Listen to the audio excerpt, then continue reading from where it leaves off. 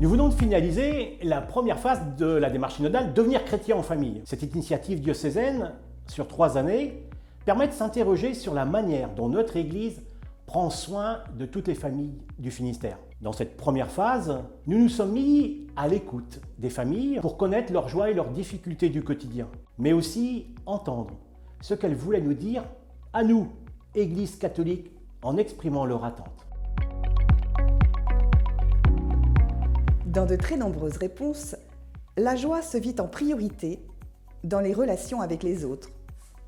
En premier au sein du couple et de la famille, puis avec les amis, les voisins, dans la vie associative.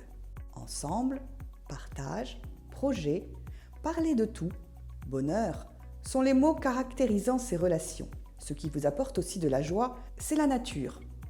Regardez, contemplez la nature, puis contribuer à faire le bien, rendre service, sont d'autres sources de joie pour vous. Enfin, vous notez l'importance de se ressourcer dans des plaisirs simples, contempler et rendre grâce. Très nettement, dans de nombreuses réponses, le manque de temps apparaît comme la difficulté principale des familles. L'équilibre vie professionnelle et vie personnelle est difficile. Est ensuite cité le contexte anxiogène de notre société, qui entraîne fatigue et stress, peur et inquiétude face à l'avenir, par rapport aussi au devenir de notre planète, au devenir de nos conditions de travail. Puis vient le sujet de l'éducation des enfants, la difficulté dans la transmission des valeurs, transmission de la foi, dans les conflits familiaux, dans le dialogue perturbé par les réseaux sociaux, avec cette question, comment bien faire? Puis sont citées les relations interpersonnelles, l'individualisme, l'intolérance, l'intergénérationnel, l'interculturel, le vivre ensemble, la difficulté d'aller vers les autres. Est aussi évoqué les souffrances vécues, les deuils, la maladie, les séparations, les conflits, la difficulté à donner la vie. Puis vient la pression sociale, la peur de ne pas être à la hauteur du regard des autres, des injonctions à réussir et à devoir tout gérer. En introduction à cette question, nous constatons que l'Église est perçue comme une mosaïque de courants, de personnes, de pensées. C'est l'Église avec un E majuscule. Pour d'autres, c'est simplement le lieu bâtiment, le lieu de la liturgie, l'Église avec un E minuscule. Nous trouvons dans les réponses une double image. Une image globalement positive. L'Église est citée comme une famille, une communauté, où se partagent les joies et les tristesses, qui accueille, soutient, accompagne, réconforte, pardonne, qui est généreuse et bienveillante. Parfois aussi l'Église est évoquée de manière plutôt sentimentale, avec nostalgie et émotion, en raison de bons souvenirs qui restent. Et une image plus négative. Une Église peu accessible dans son langage, ses liturgies, vieillotte, moralisatrice, qui ne donne pas assez de place aux enfants, qui est moins engagée dans le monde et les œuvres sociales, qui est décalée par rapport au monde actuel. Sur cette question, les familles expriment d'abord un merci. Merci à l'Église d'être là, fidèle à sa mission, qu'elle continue, qu'elle assume, qu'elle reconnaisse aussi les blessures du passé. Il y a un appel au renouveau.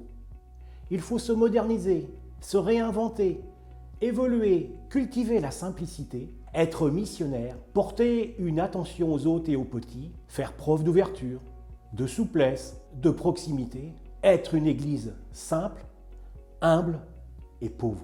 Est abordé aussi ensuite le sens de l'accueil, être une Église ouverte à tous, dans un accueil inconditionnel de chacun, principalement vers ceux qui sont loin, et cela sans jugement, avec plus de joie et de fraternité. C'est ensuite un appel à cultiver la proximité qui nous est adressée. Nous avons besoin de mieux connaître nos prêtres, nous disent les familles, qu'ils se rendent disponibles pour nous rencontrer avec plus de convivialité et de proximité. Il y a aussi cet appel à aller rejoindre les personnes, savoir s'adapter à chaque personne, à chaque situation familiale, avoir une posture qui ne donne pas l'impression de juger, de faire la morale. Et puis, concernant les homélies, on nous dit que ce ne soit pas des sermons. En fin de compte, on nous demande d'aller vers, d'aller vers les personnes.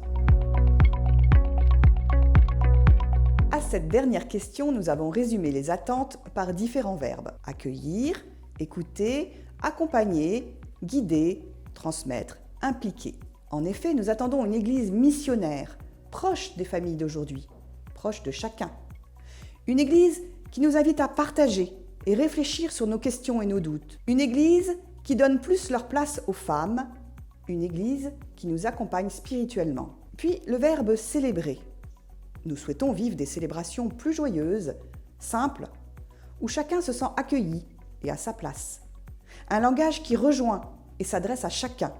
Ensuite, le verbe servir. Nous attendons une Église plus solidaire, engagée dans le monde, où se vivent l'entraide, le soutien et la fraternité. Enfin, le verbe enseigner.